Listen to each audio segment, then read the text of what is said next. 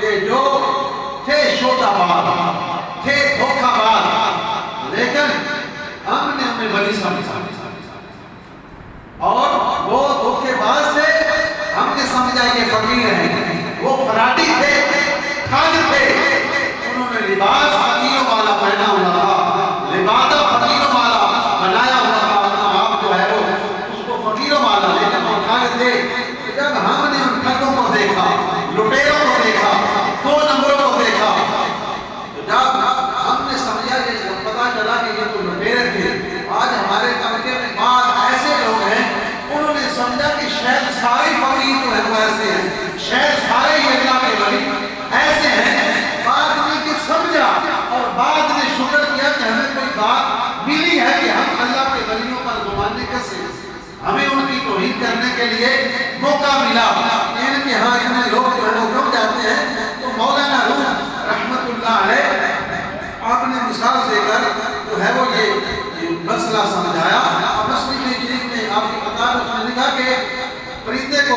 شکاری نے پکڑ لیا، تو مولانا کی رومی کی جتنی بھی باتیں ہیں وہ بناوٹی ہیں، بنائی گئی ہیں، لیکن ان میں جو ہے وہ کلام جو ہے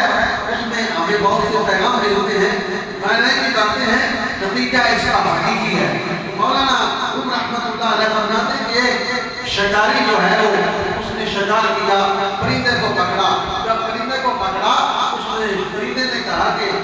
آپ نے مجھے پکڑ لیا ہے، یقیناً تو نے مجھے کھانا ہے، قتل کرنا ہے، جو بھی کرے گا تو نے کرنا ہے، جو مرضی کر لینا، لیکن مجھے پہلے ایک دفعہ قاضی کے پاس لے جا، میں نے قاضی کے ساتھ ایک بات کرنی ہے۔ وہ پرندے کو لے کر اس کا کوئی بات نہیں، میں لے جاتا ہوں، تو اس کو لے جایا گیا پرندے کو، جب پرندے کو لے جایا گیا اس نے کہا کہ قاضی صاحب اس نے جو ہے وہ میرے ساتھ دھوکہ کیا ہے، اس نے میرے ساتھ دھوکہ کیا ہے، اس نے مجھے قتل کرنا چاہا ہے۔ تو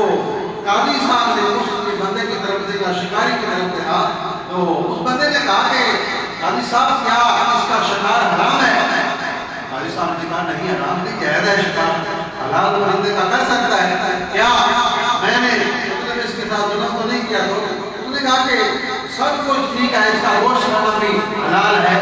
اس کو شکار کرنا بھی حلال ہے، یہ پلید نہیں ہے، سارے معاملات ہیں۔ اس نے کہا قاضی نے سوال کی، اس نے قاضی صاحب نے کہا کہ ٹھیک ہے۔ اس نے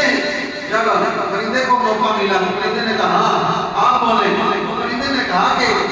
میرا یقیناً گوشت اس پر حلال ہے، شکار بھی حلال ہے، میرا خون بھی اس پر حلال ہے۔ مسئلہ یہ ہے کہ جب یہ شکار کر رہا تھا، یہ آ رہا تھا، اس نے بڑی پگڑی اور جوبہ داڑھی شریف اس نے رکھی ہوئی تھی، جب یہ آ رہا تھا ہم نے سمجھا کہ کوئی فقیر آ رہا ہے، ہم نے سمجھا کہ کوئی اللہ کا بندہ آ رہا ہے، کیونکہ اس کا جو مطلب ہے جو بھی اس نے لباس داڑھی امامہ پہنا ہوا تھا وہ شکاریوں والا نہیں تھا، وہ فقیروں والا تھا، وہ اللہ والوں والا تھا۔ ہمارا مطالبہ یہ ہے، اسے کہے کہ جو اپنا آپ ہے، جو شکاریوں والا یعنی اپنی شکل بنائے، اس نے ہمیں دھوکہ دیا ہے کہ من کر فقیر اور جو ہے وہ داڑھی رکھ کر اور سر پہ امامہ پہن کر ہم پہ اس نے حملہ کیا ہے۔ جب اس نے حملہ کرنا چاہا، ہم دو پرندے تھے، ایک دوسرے پرندے نے مجھے کہا کہ اڑ جا، میں نے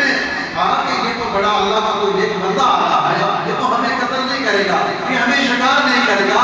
لہذا اس پرندے نے یہ مطالبہ کیا کہ یہ جو لباس اس نے پہنا ہوا ہے یہ فقیروں والا ہے، یہ اپنا تبدیل کرے، شکاریوں والا لباس پہنے۔ اسی طرح آج بعض لوگوں نے دھوکہ دے لباس بدل کر فقیری کے لباس میں آ کر لوگوں کو لوٹنا، لوگوں کو دھوکے دینا، حتیٰ کہ ان کو پڑھنا سیدھا کلمہ بھی نہیں آتا،